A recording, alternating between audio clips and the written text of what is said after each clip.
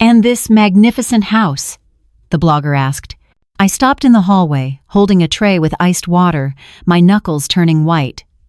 I could hear my daughter-in-law, Chloe, give that light, airy laugh of hers. "Oh, this," she said. "This is just our little passion project. It was so dated when we moved in." I stood there, listening. My mother-in-law, Eleanor, is a sweetheart, but she just putters. "It really needed a modern vision to bring it back to life," Chloe continued. "That's my specialty." I listened to her take credit for the home I built, in the living room I paid for, while I served her water like the hired help. But that explosion was just the final crack in a foundation that had been crumbling for years. That crumbling foundation had a name. It was Chloe. And the first crack appeared the day my son, Mark, brought her home. My son, he's a good man. He's brilliant, an adjunct professor of history, but he's got that artist soul. He sees the good in people, which is a wonderful way to live, but a terrible way to do business. He has his father's kindness, but none of his steel. Mark has always been soft, worried about tenure, worried about money, and deeply in love with a woman who promised him a world he couldn't build on his own. Chloe was all gloss. She walked into my home, the one I built from the profits of strawberry jam, and all she saw was good bones. She talked about synergy and brand identity and monetizing the legacy. She never once asked me how I made the jam. In 5 years, she and Mark had 2 beautiful children, moved into my master suite. "You don't need all that space, Eleanor, and we need it for the nursery." And she'd slowly, silkily, wrapped her perfectly manicured hands around my son's life until he couldn't see where he ended, and she began. And now, here I was, holding a water glass for a stranger, while this woman, who hadn't worked a real day in her life, rewrote my history. The blogger, a young woman with sharp eyes, looked up from her notepad and squinted at me. The water tray suddenly felt heavy. "I'm sorry," the blogger said. "Did she say your name was Eleanor?" "Eleanor Vance." I nodded, my smile feeling stiff. "Wait," she said, her professional polish cracking. "Are you the Eleanor Vance? From Vance & Co. Provisions?"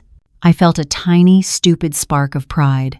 I opened my mouth to say, "Yes, that's me. I started it in 1988. "That's right." Chloe's voice cut through the air, sharp and bright as shattered glass. She put a proprietary hand on my shoulder. "She started it ages ago. It's this adorable little local brand. You know, jams, jellies, that kind of thing. Ages ago. Adorable, little." I thought of the 3 a.m. alarm clock, my hands so stiff from stirring the copper pots I could barely turn the key in my beat-up Ford Escort.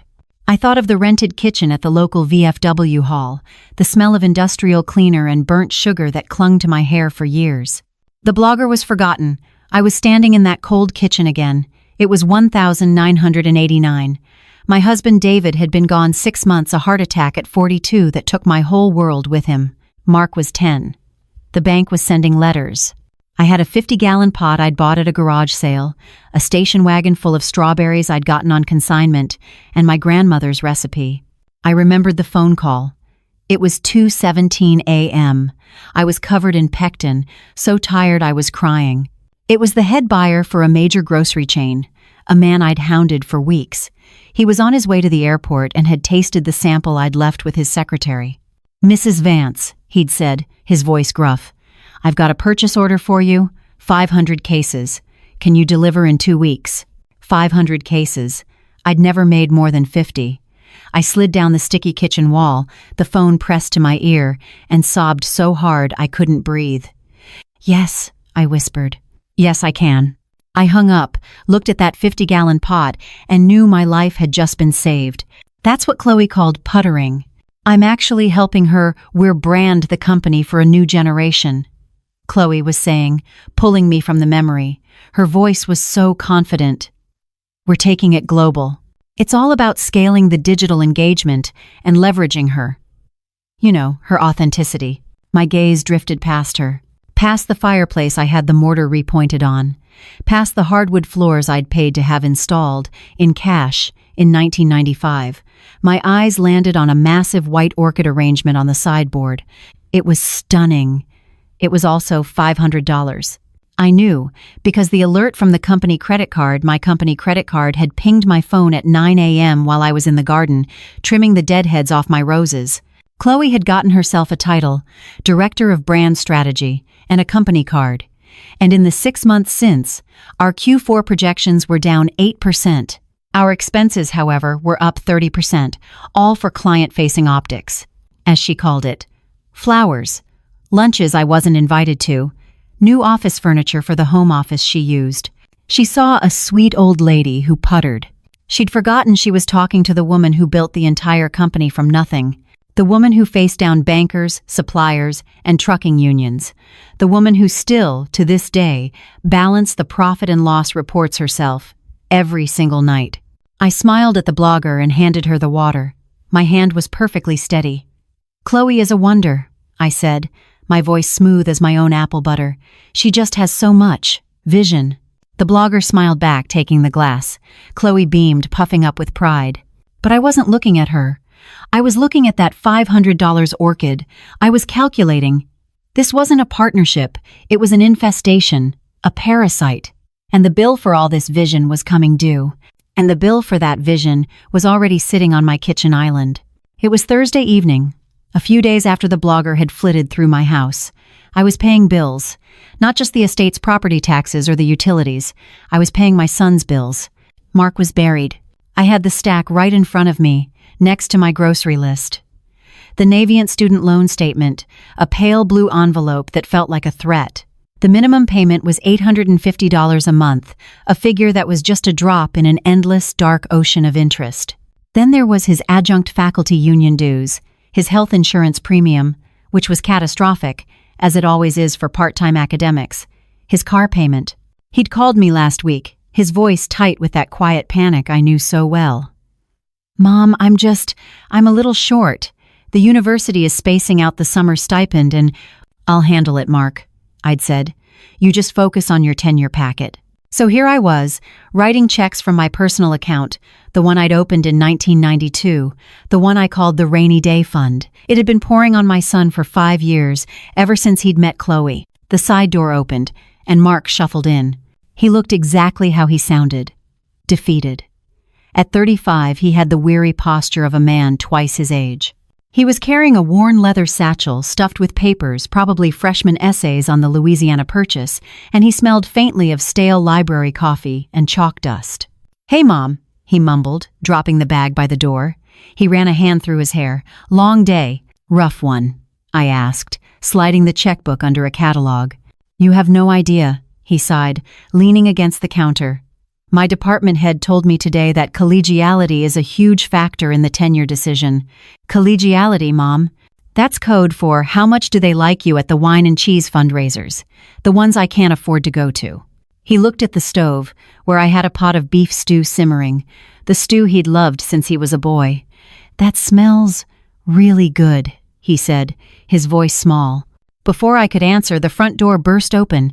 It didn't just open, it was flung open, slamming against the antique doorstop. "Babe, we are live." Chloe. She never just entered a room, she invaded it. She clattered in on sharp, expensive heels, a whirlwind of motion and sound. She smelled overwhelmingly of Santal 33, a perfume that cost more than my son's car insurance. She was laden with shopping bags deep blue from Saks, a crisp white one from Net-a-Porter. "The feature is up," she announced, dropping the bags on the floor. "The blogger just posted it. It's amazing. She called me a visionary entrepreneur. Did you hear that, Mark? A visionary." "That's great, honey," Mark said, attempting a smile. "It's already got, 500 views. It's blowing up." She was scrolling frantically on her phone. "So, to celebrate, I am taking us all out. I booked us a table at Per Se, 8 o'clock. Mark's face went white. I stopped breathing for a second. Per Se, the 9-course tasting menu. A place where dinner for 3, with wine, would cost more than my son's monthly mortgage if he'd had one. "Chloe," Mark stammered. "Babe, we can't." "Per Se? That's like a car payment. We talked about this." "Oh, stop," she said, waving her hand dismissively. "It's a celebration. You can't put a price on this kind of momentum." She shrugged off the shawl she was wearing. It was a beautiful dove-gray cashmere. I knew it was beautiful. It was a Vance Reserve, from a tiny weaver in Scotland I'd partnered with. I had given it to her for her first Christmas with us, a welcome to the family gift. It had cost $900. She tossed it onto the floor. Just tossed it. It puddled onto the antique rug, and her little white poodle, another brand accessory she'd bought last year, trotted over, sniffed the fine cashmere, and began to circle, nesting. I watched. This woman, who was talking about momentum, let a dog bed down on a hand-woven piece of art that represented a full week of my first year's profits. Mark saw it too. I saw his eyes flicker to the shawl, then to me. He saw my face, and he did nothing. He looked away, too afraid to correct her, too weak to defend me. "Chloe, seriously," he tried again, his voice pleading. "We can't afford that." "Babe, don't worry about it," she said, finally looking up from her phone. She smiled, a bright, hard, terrifying smile. "It's on the company. I billed Vance & Co. for the event management and the celebratory dinner. It's a business expense." Mark just stood there, caught between his crushing debt and his glittering, rapacious wife. He was a man drowning, and she was handing him an anchor and calling it a life raft. He looked at me, his eyes begging me to... What? To say it was okay? To absorb this, too? Chloe turned to me, her smile widening. "Honestly, Eleanor, it's about time your little hobby started paying for our lifestyle. Don't you think?" Hobby. My hands were on the kitchen island. I had been holding the pen, poised to sign the check for my son's student loan. I looked down at the pale blue envelope from Navient. I looked at the $850 I was about to send them from my account. I didn't say a word. I didn't look at her. Very slowly, very deliberately, I folded the check in half, and then in half again. I slid it back into the envelope with the student loan statement. I placed the pen perfectly parallel to the stack of bills. The silence in the kitchen was heavy, broken only by the sound of the dog scratching at the $900 cashmere. Mark knew. He knew he'd crossed a line, or rather, he'd let Chloe cross it, and he'd just watched her do it. "Mom," he whispered. I picked up the stack of his bills. I tapped them against the granite countertop, making them perfectly neat. "You two run along," I said, my voice dangerously quiet. "You deserve to celebrate your vision."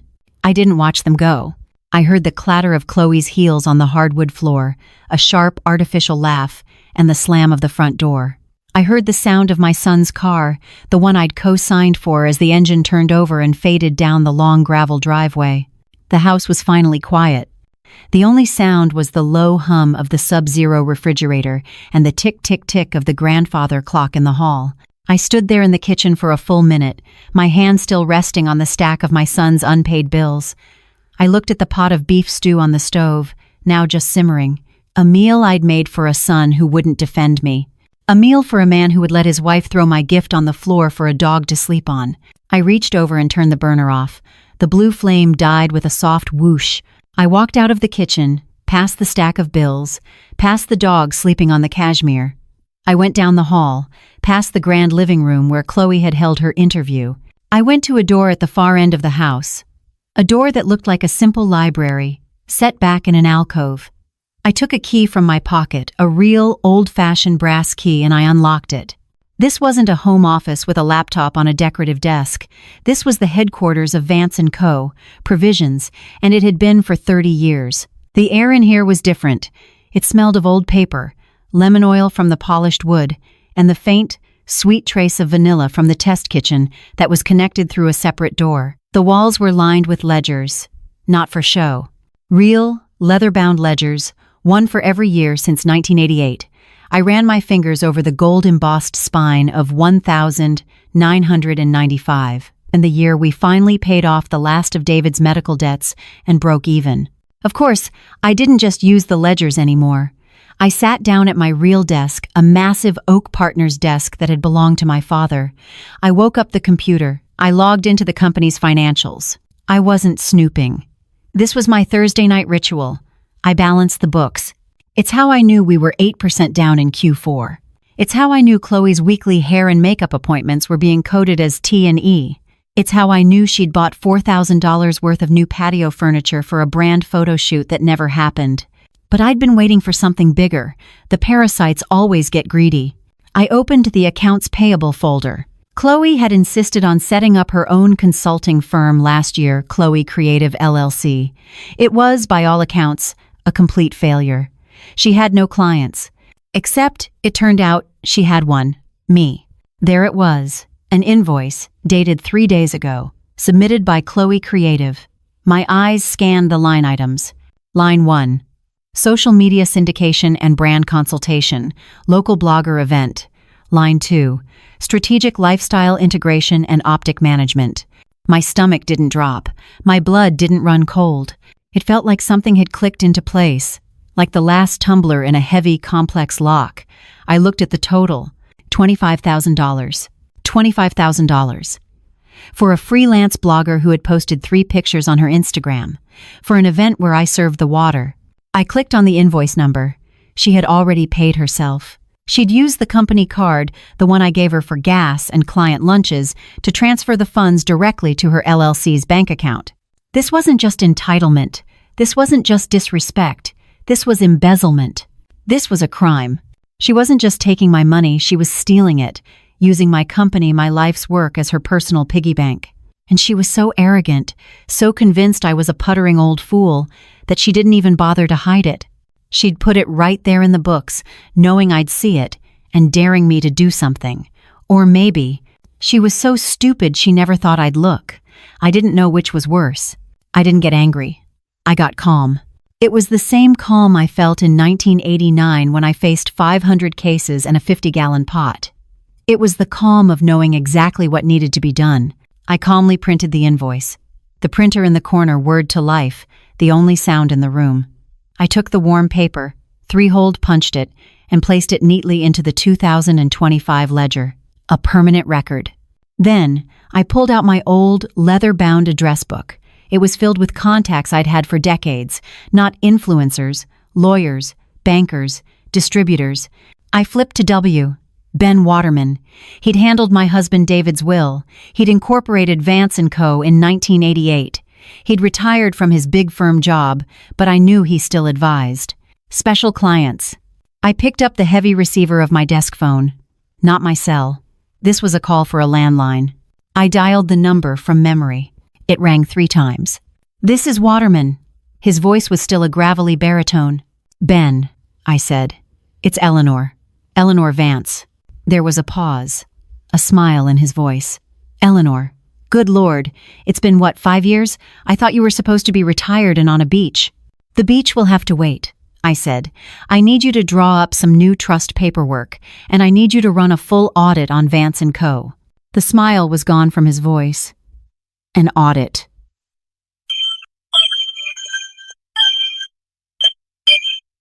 Serious. "It is," I said, looking at the $25,000 invoice sitting on my desk. "And Ben, I'm here.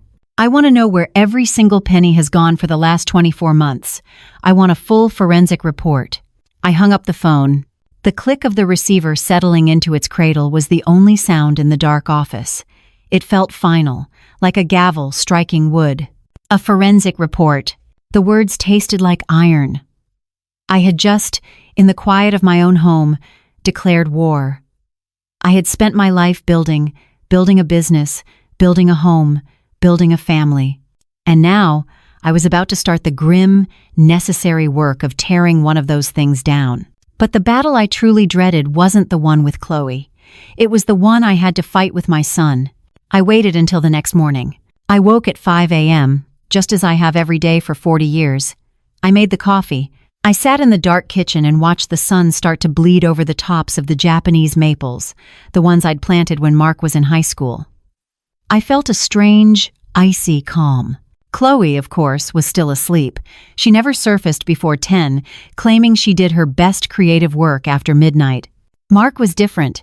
He was an early, anxious riser. The dog sleeping on a $900 gift. "That's actually what I wanted to talk to you about," I said. I pushed the manila folder across the smooth oak table. It made a soft, hissing sound that seemed to suck all the air out of the room. He frowned, put down his coffee mug. "What's this?" It's an invoice, I said, from Chloe's company. He opened it. I watched his face. I'm good at watching faces. It's how I built my business, reading a buyer's hesitation, a supplier's bluff. I watched my son's eyes scan the page. I saw the slight furrow of his brow. I saw the moment his breath hitched. I knew the instant he saw the number. $25,000, he whispered. He looked up, his eyes wide with a confusion that looked almost genuine. Mom, what is this for? Social media syndication. That's what I was hoping you could tell me, I said, my hands resting flat on the table. You were there. Was that blogger interview worth $25,000? Because the blogger? She told me she did it for free for her portfolio. Mark's face changed. It was like a mask clicking into place. The confusion vanished, and something hard, brittle, and defensive replaced it. He stood up, his chair scraping loudly against the floor. Mom, you don't understand how this works, he said, his voice rising. Oh, I think I do, I said. This is my company. My signature is on the checks. This is called embezzlement. It's not, he snapped. The reaction was too fast, too practiced. It's not embezzlement. It's strategy. Chloe and I talked about this. Chloe and I. Not Chloe, I. He knew. That was the sound of the knife I didn't know was in my back, twisting. He knew. This wasn't just his wife's scheme. This was their scheme. We talked about it, he repeated, starting to pace the kitchen, his hands flying. Mom, that $25,000. That's not just for the blogger. That's for the whole rebrand. It's for the optics. The vision. The vision, I repeated. The word felt like ash in my mouth. The vision that includes $500 orchids. The vision that includes dinners at Per Se. The vision that has put my company in the red for the first time in 15 years. It's an investment, he shouted. He was gripping his hair, looking trapped. You have to spend money to make money. You taught me that. I taught you to build, I said, my voice dropping to a deadly quiet. I never ever taught you to steal. That hit him. He recoiled, his face pale. We're not. Stealing. Then what is it, Mark? What do you call it when you take $25,000 for a service you never rendered? He took a deep breath, trying to get control. He was trying to summon Chloe's confidence, but it looked like a child's costume on him. Mom, he said, trying to sound reasonable, like I was the one being hysterical. You're just not seeing the big picture. You're too old school. This is how modern brands work. Old school, I repeated. Yes, this jam thing. It's cute, but it's small. He said it. He actually said it. Chloe sees something bigger, an empire, for all of us. An empire, I said. Built on what? My money? My work? My name? Built on. He was sputtering, looking for the words she'd fed him. And then he found the one that broke me. Mom, Chloe told me you two were partners now. She said you agreed. The lie was so stunning, so breathtaking in its audacity, that I almost laughed. It was a cold, bitter sound that died in my throat. Partners, I said. Yes, partners. She said you wanted her to take the lead, that you were ready to step back, that you were happy to just putter. My God. He wasn't just defending her. He was selling her lie. He was in on it. He was the Trojan horse. He was the reason she felt so secure, so brazen. He had handed her the keys to my kingdom. She's working so hard, Mom, he said, his voice now pleading, desperate. She's on calls all day. She's networking. She's building this for us. For the kids. For me, so I don't have to kill myself for tenure at a school that doesn't respect me. She's giving us a future. A future, I said. By billing my company for a quarter of your annual salary? For nothing. It's not nothing, he yelled. It's a retainer. For her time, her ideas. Her ideas. I stood up. The chair scraped against the floor, a sound that cut right through his rant. Honestly, Mom, he said, his voice shaking with a pathetic, borrowed arrogance. You don't understand branding. You should be. You should be thanking her. She's building an empire for all of us. That was it. That was the moment. The betrayal wasn't the money. The betrayal was him. My son.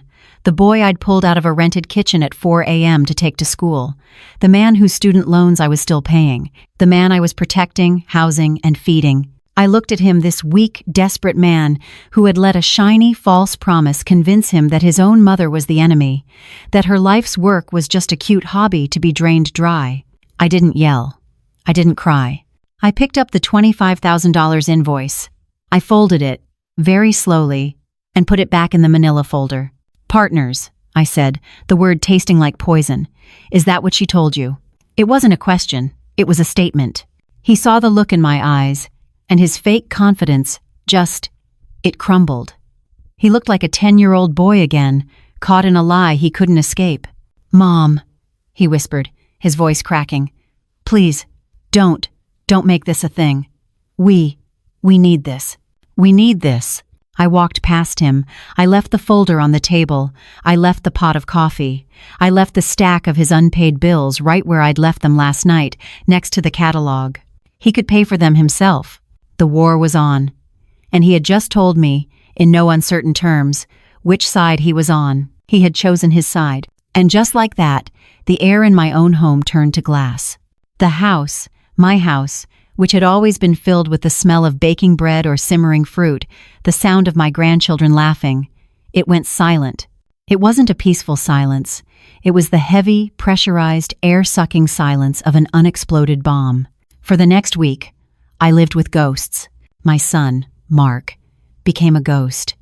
He'd be gone before I came down at 5 a.m., leaving only a half-empty, lipstick-stained coffee mug in the sink for me to wash. He'd come home after I'd already retired to my office, his footsteps quick and light on the stairs, desperate not to be intercepted. He looked sick, pale, drawn, dark circles under his eyes. He knew he'd made a catastrophic mistake. He'd aligned himself with the enemy, and he was too weak to find his way back. Chloe, on the other hand, Chloe thrived. She mistook my silence for surrender, my calm for capitulation. She was a victor, taking a triumphant lap around my home. She started humming. She'd clatter through the kitchen, not even making eye contact, grabbing a yogurt from the fridge and leaving the spoon on the counter for me to clean. She was energized by the confrontation. She had faced me down, with my son as her shield, and she had won. She believed I was now just the help. The old woman who puttered. I let her believe it. I puttered. I deadheaded the roses. I polished the silver. I paid the household bills from my personal account, of course. I let my son's stack of unpaid loans sit on the kitchen island, a silent gathering monument to his weakness. I didn't mention them. I didn't mention the $25,000. I just puttered. And while I puttered, I waited. On Wednesday afternoon, the call came. I was in my office, the real one, with the door locked. "Eleanor." Ben Waterman's voice was gravel. "It's done." I leaned back in my chair. And it's worse than you thought. The $25,000 invoice? That was just her getting arrogant. It was the tip of the iceberg. I listened, my hand perfectly still on the desk. "She's been bleeding you dry for 18 months, he said.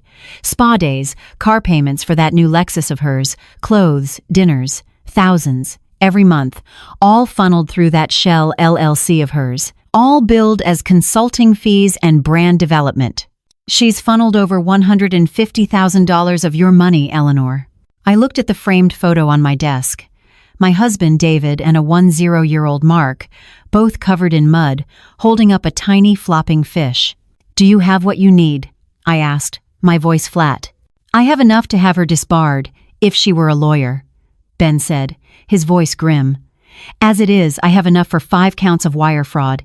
You just have to say the word." "Not yet," I said. "I have one more thing I need. A window." "A window."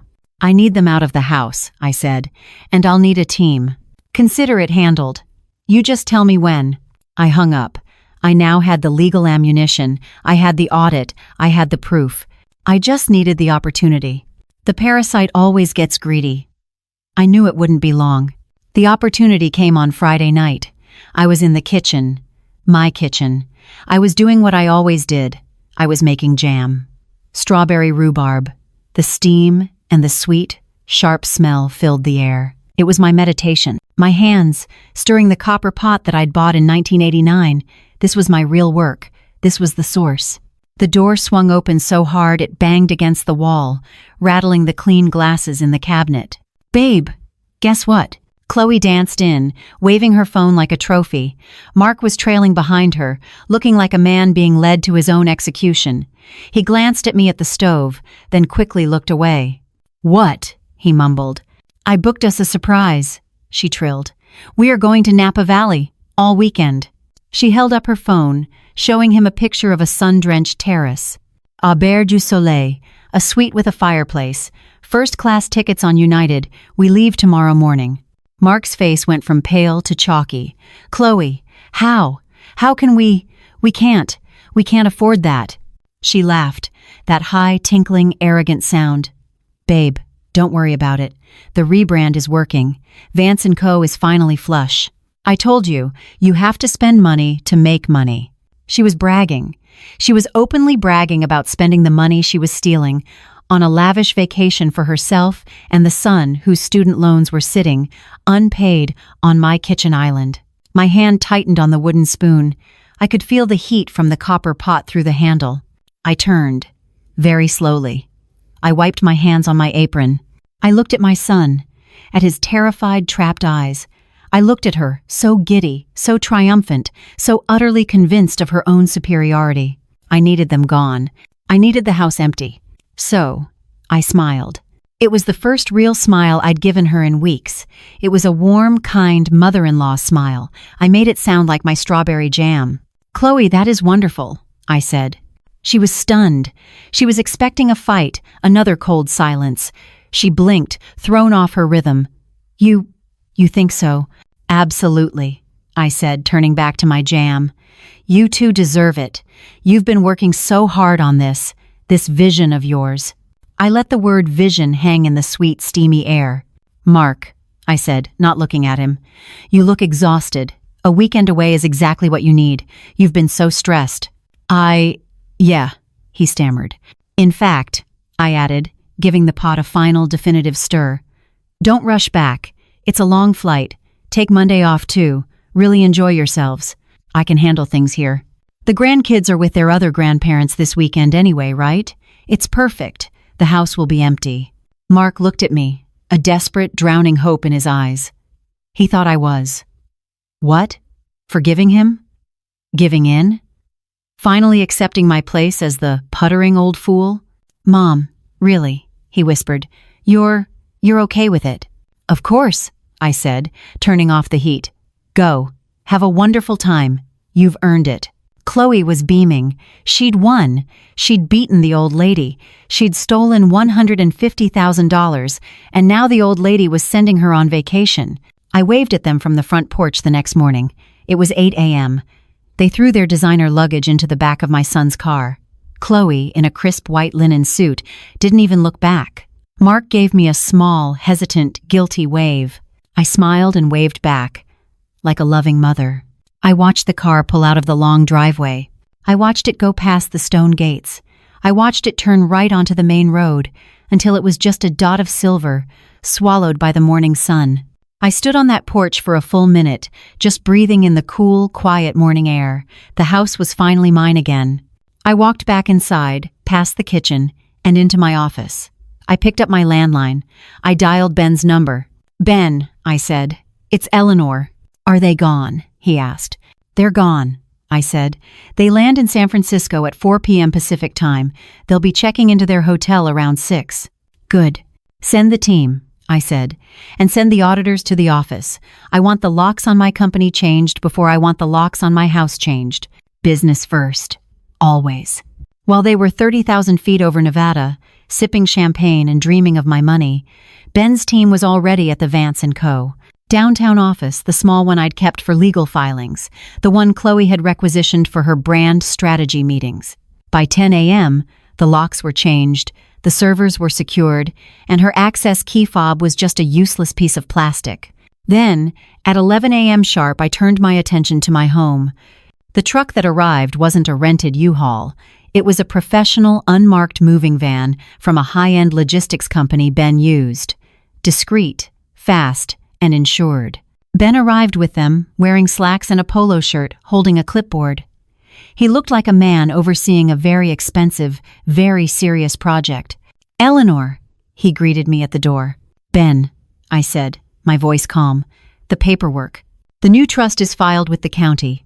As of 9:05 a.m. this morning, this house and 100% of Vance & Co. are held in the Eleanor Vance Irrevocable Trust. You are the sole trustee." I let out a breath I hadn't realized I was holding. This was the armor. It meant the house, my life's work, could never be inherited or partnered away. It was protected. "What about the account?" I asked. "The joint company account she had access to was frozen at 9:06 a.m., Ben said, checking his watch. "The corporate cards are declined. She'll find out the next time she tries to buy a $12 latte, which I suspect will be soon." I nodded. "Let's begin." I led the crew, 4 men in quiet professional uniforms, upstairs. I stood in the doorway of my master suite, the room I had given up so they could have more space. It didn't look like my room anymore. Chloe had painted one wall a hideous, trendy millennial pink. She'd installed a giant Hollywood-style vanity mirror with those awful globe lights, a shrine to herself. Her clothes, her bags, her shoes. They were an explosion of careless, expensive clutter. "Everything," I said, my voice echoing slightly in the oversized room. "Everything that wasn't here 5 years ago, it goes." I watched them. It felt like a cleansing, a necessary surgical fire. They dismantled the king-sized bed frame, the one with the ridiculous tufted velvet headboard that looked like it belonged in a Las Vegas hotel. They carefully wrapped the Peloton bike she'd used exactly 3 times, but had billed to the company as an executive wellness expense. They packed her shoes, racks and racks of them, red-soled Louboutins, bright white Balenciaga's trophies bought with my strawberry jam. I picked up an empty branded shopping bag from Saks. I'd watched her bring this in just last week. I handed it to one of the movers. "This too." Then, I went to Mark's side of the room. This was harder. This was my son. His desk. His history books. His rumpled tweed jackets that smelled like him, like library dust. But they were all tangled up in her things. "His clothes go," I said, my voice hardening. "The desk, the chair, all of it." Ben was next to me, making a precise inventory on his clipboard. "Eleanor, are you sure?" "The son." "He chose his side, Ben," I said, not taking my eyes off the movers. "He told me they were partners. Partners share everything, especially the consequences." I walked into the master bath. The counters were a graveyard of $300 jars of La Mer, $150 serums, all of it, I now knew from Ben's audit, billed to my company as product research. "Box it," I said. "All of it." One of the movers looked at the cashmere shawl on the floor, the one the dog had been using as a bed. It was matted and dirty. He looked at me, confused. "This, ma'am." "Especially that," I said. "It was a gift. I want it back in her possession." By 3 p.m., the house was hollow. The master suite was empty. The guest rooms they'd used for storage were empty. The living room was clear of their massive, ugly sectional sofa and the 80-inch television. It was all gone. As the last box was being loaded, I stood on the porch, the same spot where I'd waved them goodbye. "Where is it all going?" I asked Ben. "A storage unit." Ben actually smiled, a thin, cold, lawyerly smile. "No, storage units are private. This is a statement." He pulled out his phone. "As of this morning, Chloe Creative LLC is 3 months behind on rent at her office building, the one she's been billing your company for. So, he said, the movers have been instructed to deliver all these to the lobby of that office building. The building manager is expecting it. Apparently, he's been trying to get her on the phone for weeks. He's going to hold her belongings as collateral against the back rent." I took a deep breath. The cool, clean air felt good in my lungs. It was perfect. She wouldn't just come home to an empty house. She would have nothing. Her clothes, her furniture, her entire fake life would be held hostage by the other people she'd been scamming. "That's ruthless, Ben," I said. "No, Eleanor," he said, putting his phone away. "That is a well-executed, multi-pronged legal strategy. It's just justice." While the moving truck pulled away, another man was working. The locksmith. He was a quiet man with a gray ponytail. He was whistling, a low, tuneless sound, as he removed the old brass lock set from my front door, the beautiful heavy oak door I'd bought in 1990. He replaced it with a heavy-duty, high-security deadbolt. It was solid, imposing, and gleaming. When he was done, he handed me a small, sealed cardboard box. 3 keys, ma'am, only 3. No one else has a copy. I took one of the keys. It felt heavy in my hand. It felt real. The house was empty. It was silent. It was mine. I walked through the hollow rooms. It didn't feel sad. It felt clean. I went to the kitchen and picked up the stack of my son's unpaid bills from the island. I walked to the fireplace and dropped them in. I struck a match and watched the edges of the Navient envelope curl and turn black. His debt. His problem. I sat in my office, and I waited. They had 2 more days of sipping overpriced Cabernet, 2 more days of living in their fantasy. I, on the other hand, was living in reality, and I had just changed the locks. I sat in the vast, empty living room, on a single, straight-back dining chair I'd brought in from the kitchen. The acoustics in the house had changed. Every sound echoed. My footsteps on the bare hardwood floors, the click of my teacup as I set it on the saucer. The house felt lighter. It felt clean. It felt like mine. I had been sitting there for an hour, just listening to the house breathe. At 7:04 p.m., on Monday, I heard it. The crunch of tires on the gravel driveway, a car door slamming, then another, laughter, Chloe's, high and sharp, Mark's, low and tired, but still, laughing. They were home. I heard the roll of suitcases on the stone path to the front porch, the heavy thud as they dropped them by the door. God, I'm exhausted. Chloe's voice drifted through the thick oak door, but that last tasting, divine. I told Mark we have to buy a case of that Cabernet.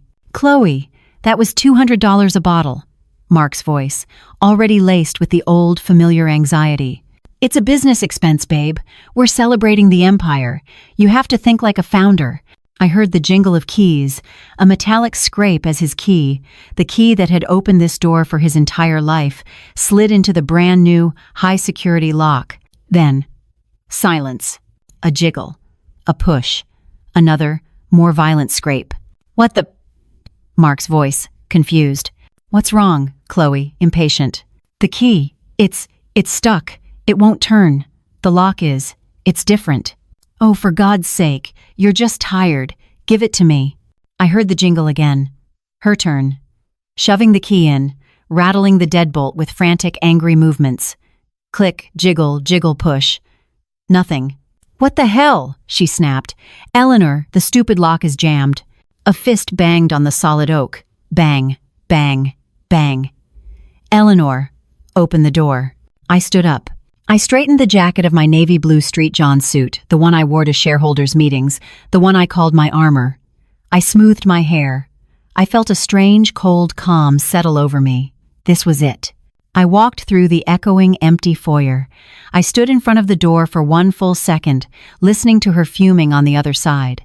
I turned the deadbolt. The thwack of the heavy bolt sliding back was incredibly loud in the empty house. I opened the door. They were standing there, bathed in the sharp yellow light of the porch lamp.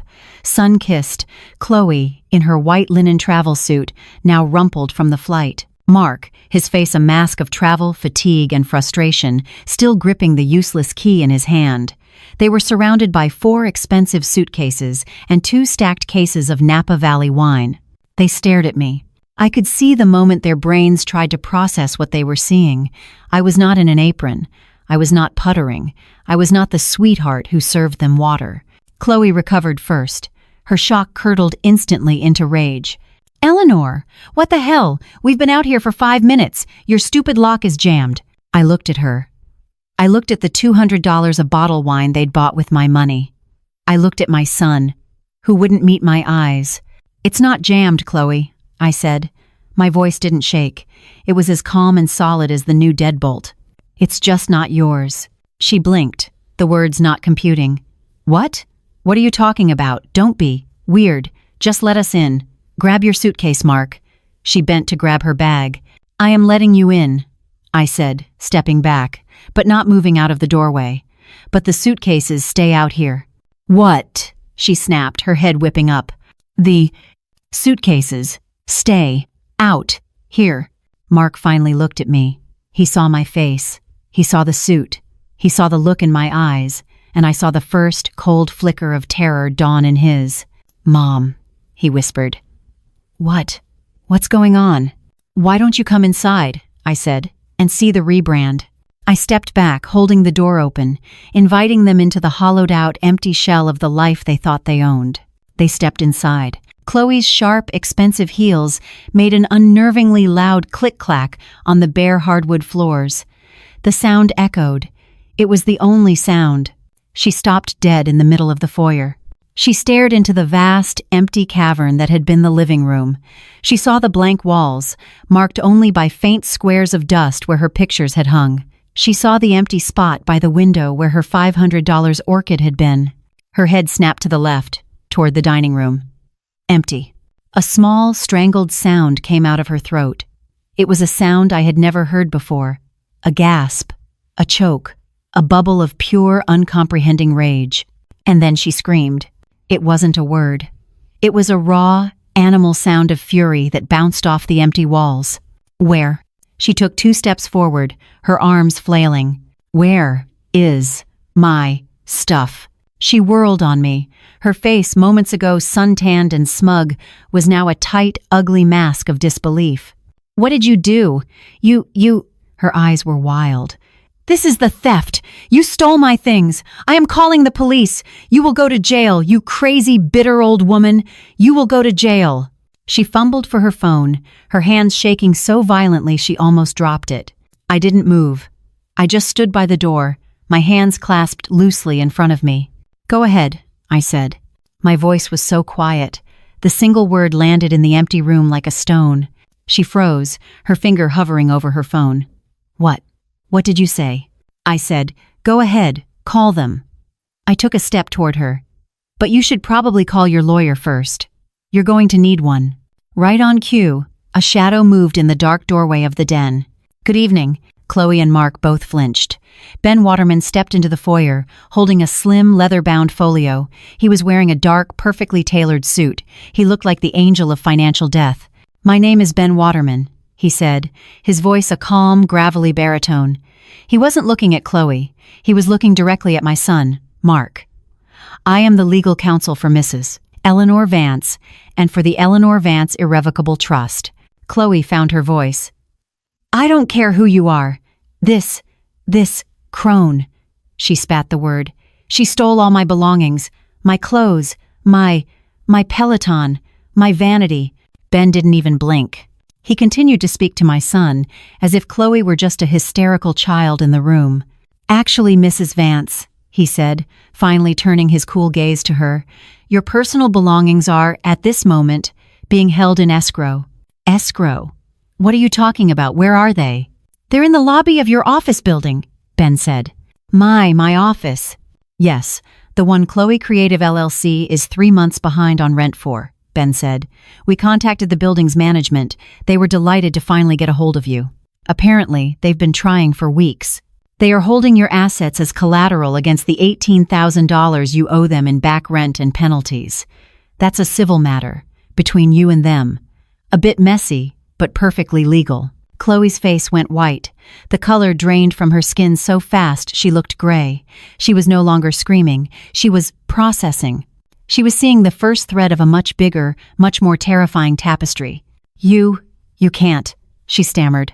But that, Ben continued, his voice dropping, is the least of your problems. He took one step closer, and for the first time, I saw real, cold fear in Chloe's eyes. This, Ben said, tapping the leather folio, is a civil suit, filed this morning in state court, on behalf of Mrs. Vance, against Chloe Creative LLC and yourself, personally. He opened the folio. We have a full forensic audit, Chloe, detailing every single dollar you've siphoned from Vance & Co. for the last 18 months. He pulled out the first page. It was the $25,000 invoice. We have this, he said, the $25,000 charge for social media syndication, for a blogger who worked for free. We call that fraudulent billing. You, I believe, called it vision. He slid another paper out.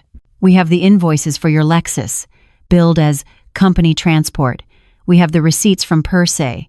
We have the $4,000 for patio furniture. We have the $1,500 a month rent for your office, which you were billing to Mrs. Vance while simultaneously not paying the landlord." He let the words hang in the air. Mark looked like he was going to be sick. He was leaning against the bare wall, his hand over his mouth. "It totals," Ben said, $157,480. Chloe just stared. Her mouth was open. No sound was coming out. "We call that embezzlement," Ben said. "But you don't just have to worry about me. You see, when we filed the suit, we also, as required by law, notified the authorities of a potential criminal act." He slid the final, terrible piece of paper onto the top of the stack. "And, of course," he said, "the IRS." That was the word. The kill shot. The IRS. Chloe made a small, choking sound. She physically swayed, and for a second, I thought she might faint. "I wonder," Ben said, his voice almost a whisper. "Did you declare that $157,000 as income, Chloe? Or was that off the books?" She was ruined. It wasn't just that she was homeless. It wasn't just that her designer clothes were being held hostage in a building lobby. Her empire, her brand, her entire glittering, fraudulent life, it was all gone. It had evaporated in the space of 3 minutes, in an empty foyer, all because she'd believed the woman who built the real empire was too old and too stupid to read her own ledgers. The word hung in the air, heavy and toxic. IRs. Chloe looked like she had been shot. She was breathing in tiny, shallow gasps, her eyes darting between Ben's cold, neutral face and my own. She was trapped. The visionary, the founder, the empire builder, was nothing but a common, third-rate thief, and we all knew it. Ben had laid out the facts. There was no argument. There was no rebranding this. So, cornered and desperate, she did what all predators do. She turned on the weakest member of the pack, her shield. "My son." "Mark!" she shrieked, her voice cracking. "Mark, do something. Don't just stand there. Tell them." He was still slumped against the wall, his face the color of wet cement. He looked up, his eyes glassy and unfocused. Tell them what, Chloe? Tell them it was a mistake. A misunderstanding. A business plan. Tell your mother. Do something." She lunged at him, grabbing his arm, her manicured nails digging into the sleeve of his tweed jacket. She was trying to shake him, to activate him, to get her puppet to dance one last time. But Mark's eyes weren't on her. His gaze had drifted from her frantic face, past me, past Ben. His eyes were fixed on the hall table, on the single damning piece of paper Ben had left there. The $25,000 invoice, the one I had shown him, the one he had defended. His lips moved, but no sound came out. "Partners." It was a whisper. A ghost of a word. Chloe's hand froze on his arm. "What? What did you say?" "Partners," he said again, louder this time. He was looking at the invoice, but I knew he was seeing his own face, reflected in my kitchen that morning. He was hearing his own voice, full of that pathetic, borrowed arrogance. "She said you wanted her to take the lead. You should be thanking her." "You told me," he whispered, his eyes finally lifting from the paper to look at her. "You told me we were partners." I stepped forward. I didn't raise my voice. I didn't need to. "Yes, Mark, that's what you said." My words hit him like a physical blow. He staggered back, pulling his arm free from her grasp. He was finally seeing it. Not just the theft, not just the numbers on a page. He was seeing the lie. The entire, suffocating, intricate web of lies she had woven around him and that he had helped her weave. He looked at Chloe. And I mean he really looked at her, for the first time in 5 years. Not as the glittering, exciting answer to all his problems, but as the person who had just destroyed his life. You were stealing," he breathed, the horror dawning on his face. "All this time. The dinners. The car. The vision." "Mark, no!" she cried, her voice desperate. "It wasn't. It was for us. For our future. Our future!" he roared, and the sound was so full of pain and rage it echoed in the empty house. "You were stealing from my mother." He turned, his back to her, and faced me. His face was crumpled, his eyes flooding with a shame that was so profound I almost looked away. You weren't just stealing from her, he choked out, his voice breaking. He pointed a shaking finger at Chloe. You were stealing from me. You were using me. You turned me. You turned me into this. He looked down at his own hands, as if they were covered in her filth. Chloe saw it. She saw the shift. She saw that her last and final weapon, my son's blind love, had just been deactivated. She had lost. Her face, which had been pale with fear, suddenly flushed with a dark, ugly tide of pure hatred. She looked at Mark. She looked at Ben. And then she looked at me. You, she spat. You, bitch. You did this. You planned this. Yes, I said. I did. There was nothing left to say. There was no argument to be had. She was a trespasser in my home. She needs to leave, Mark, I said, my voice calm. Now, he couldn't even look at her. He just nodded, his face buried in his hands. Ben stepped forward. Mrs. Vance, I'll be in touch with your legal counsel. I'd advise you to retain one by morning. Chloe just stood there, vibrating with a rage that had nowhere to go. She was a queen with no subjects, no castle, no money, just a rumpled linen suit and a one-way ticket to a lawsuit with the IRS. She looked at my son one last time, her eyes full of venom. You weak, pathetic, mama's boy. He didn't even flinch. He was already gone. She turned. With no bags, no coat, no empire. She stormed to the front door. She yanked it open, and for one last satisfying time, she slammed it behind her. The boom of the heavy oak door was deafening in the empty house. It was over. The silence that fell was total. It was just me, Ben, and my son. Ben quietly gathered his papers, put them in his folio, and nodded at me. Eleanor, I'll see myself out. He left through the side door, leaving me alone with my son. Mark was still pressed against the wall, his shoulders shaking. He was making a sound, a raw, horrible, guttural sob that was coming from a place of absolute devastation. He slid down the wall until he was sitting on the bare floor, his head on his knees. Mom, he wept. Mom, oh God, what have I done?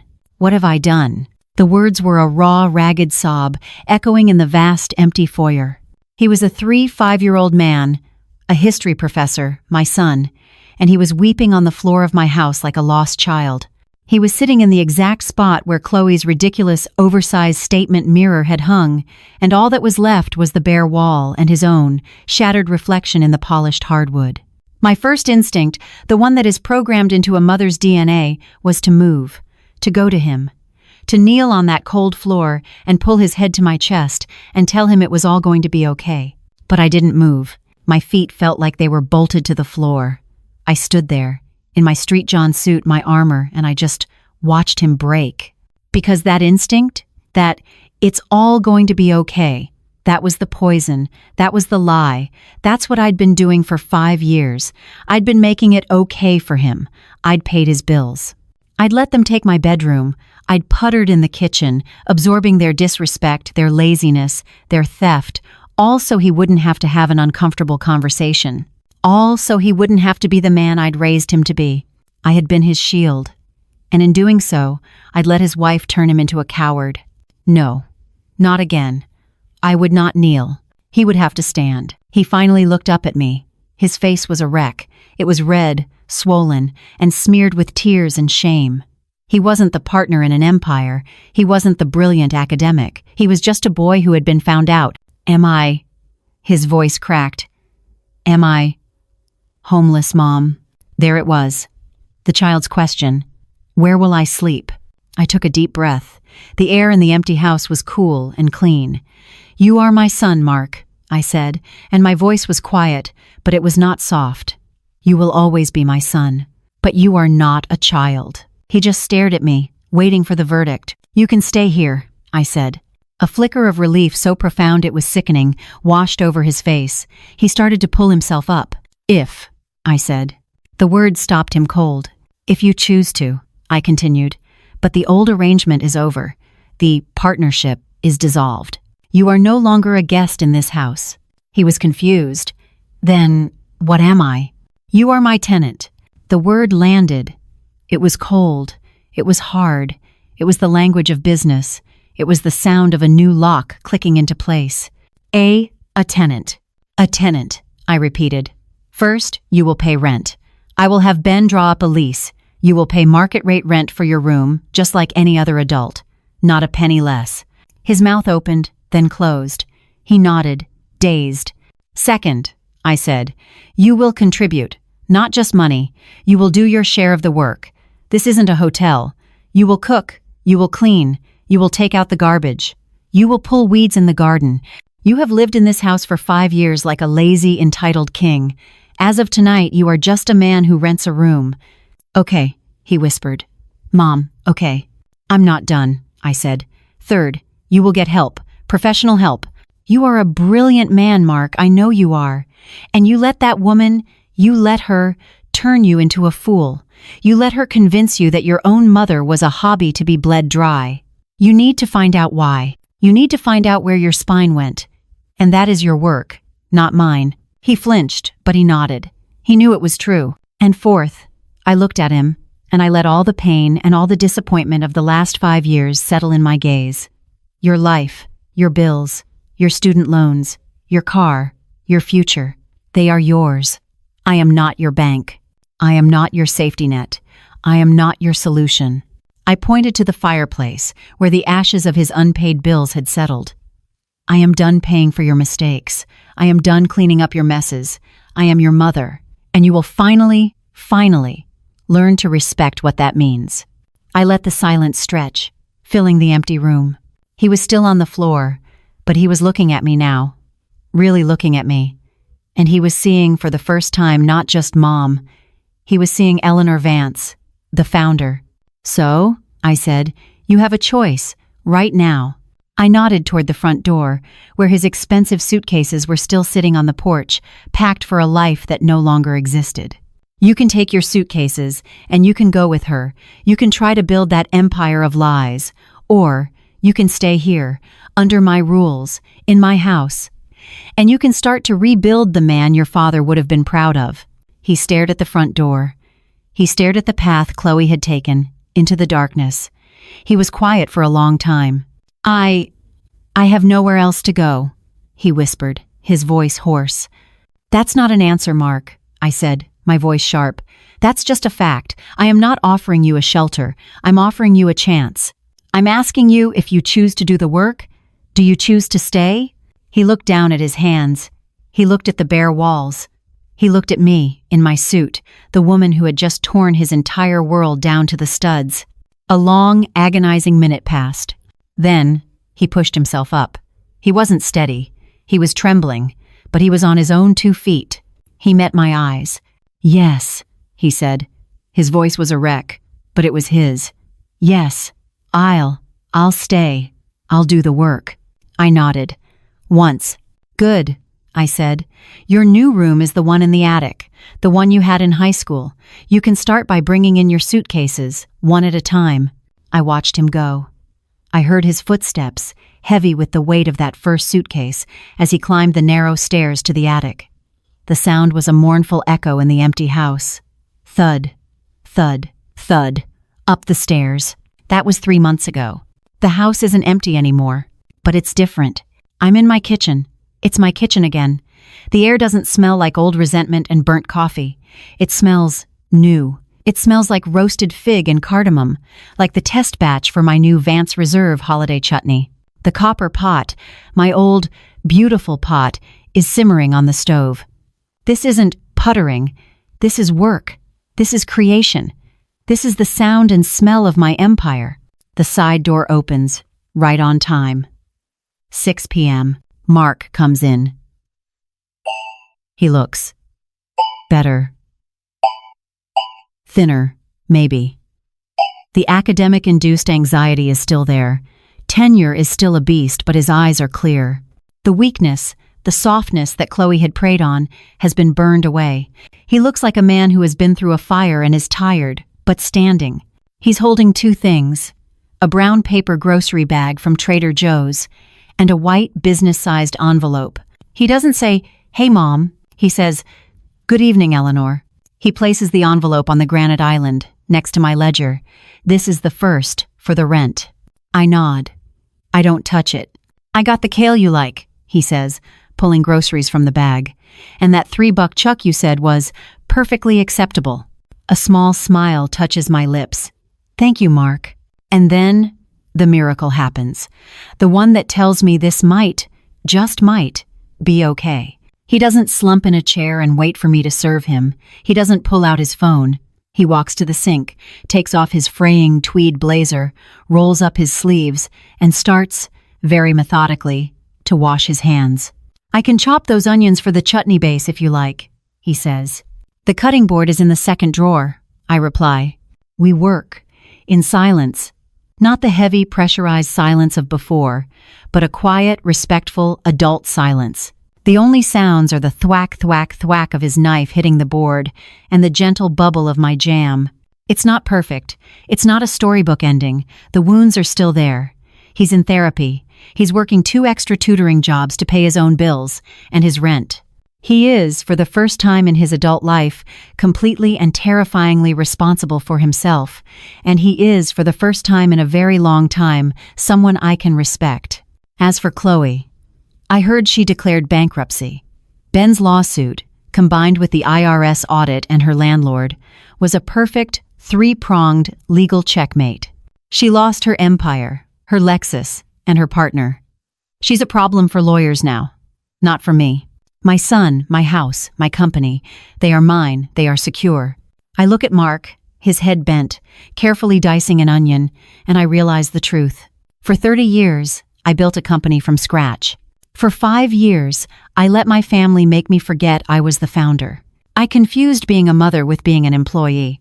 I thought that by making myself smaller, they would be happier. I thought my utility was my value. But you must never let anyone else write your story. You must never let them edit out your name. Sometimes, you have to burn down the parts of your life that are built on lies just to find the foundation again. Sometimes, you have to remind them.